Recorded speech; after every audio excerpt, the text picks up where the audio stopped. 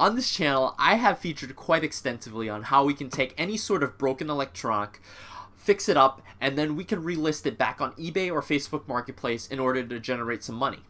But today I'm going to be bringing you guys another method that you could use to take broken electronics and turn it into more money. At its very, very core, what we're doing today is going to be taking any sort of electronic that we buy, be it broken or used, and then stripping it down into its individual components, be it the screen, the battery, the connectors, and then after that we're going to be relisting those items back on eBay in order to make some money. Overall, this strategy is really nice, but it's not going to be for everyone. For that reason, it's going to have its pros and its cons. To start off with the pros of parting out electronics, we're going to have the ability to buy OEM parts at a price point that is going to be cheaper than anywhere else on the market. It's even going to be cheaper than some AliExpress parts in some way, and we have the benefit of getting OEM parts. Another way that the strategy is going to be very useful is that it's going to open your horizons to look for more deals. Instead of just dismissing, let's say if you're repairing iPhones and you would dismiss an iPhone that doesn't boot, you could look at that iPhone and say that, hey, I'm actually really interested in buying that iPhone that doesn't boot because I could take the screen, I could take the backing, I could take the charger connector off of that broken phone and then use it in different projects. So if the price is right for that iPhone that doesn't boot, I could be purchasing that iPhone. But it's going to come with some downsides as well, and this is where the cons come in. For one, that you might not be really interested in every single component of that electronic if you buy it broken or secondhand. For instance, if I'm interested in iPhone 12s and I only just want the screen for a project but I don't really use anything else, well, I'm kind of putting to waste the camera, I'm putting to waste like the battery because I'm just only using one component.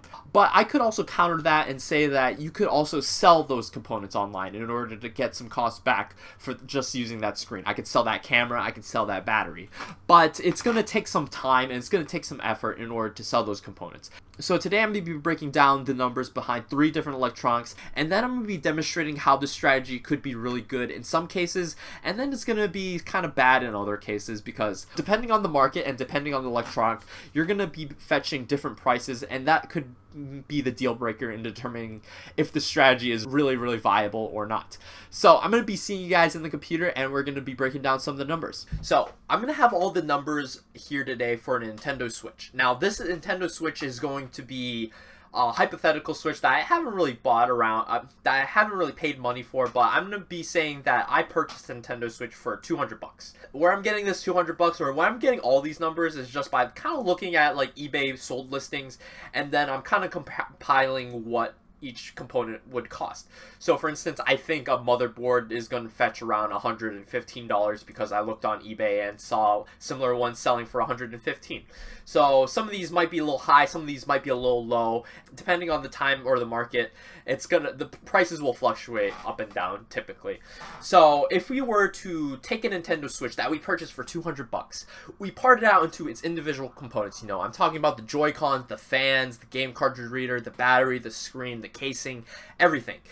We would be left with all these components. So I have here, I believe, 17 or 16 components, and then if we were to sell everything, like everything was to sell, we would be able to get $394. Obviously, we need to sell it on eBay because it's going to be very hard to like sell any of these components on local Facebook Marketplace. So we gotta account for eBay fees, which is going to take around $52. And then I need to count shipping. Now, some of these items are going to cost more, and some of them are going to cost less to ship. So I'm kind of like rough ballparking it at $50. Obviously, this is another parameter that you could change around by just punching in, let's say, $60.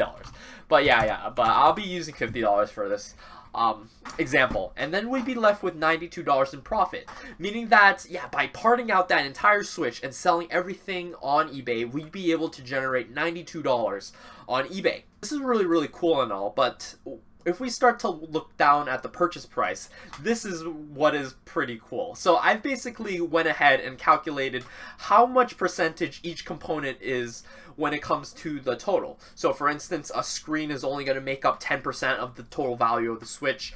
The motherboard is going to make up 30% of the value of the Switch. So I'm going to take like 30%, multiply that by the item cost of $200, meaning effectively we paid $58 for a motherboard. We paid $21 for a screen. We effectively paid $6 for a battery. This is where I'm saying that we can buy parts that are cheaper than OEM parts, or where you can buy OEM parts at a price cheaper than AliExpress, because this is pretty much true.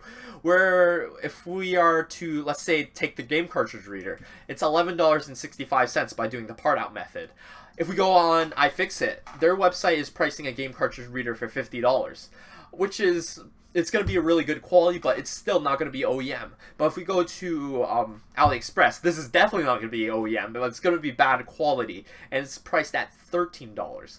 So we are effectively able to get the highest quality game reader, being an OEM part, be it is secondhand, and we are able to pay $11.65 for that game cartridge reader. This is really where, if you are able to either use or sell all these components that I have listed here, you're able to come out ahead, or you're able to either come out ahead with a profit or save some money on components. But this strategy doesn't really work on every single electronic, and this is why working through the numbers is so important. For instance, I also worked through the numbers for a Nintendo, not Nintendo, but an iPhone 12 64GB model, and the iPhone 12, it shows a bit different picture. So if we're able to buy an iPhone 12 for, let's say, $300, and part everything out as is, we'd be able to get $400 out of it. So even though it does sound like we're coming out ahead of $300, we gotta factor in the eBay fees and the shipping.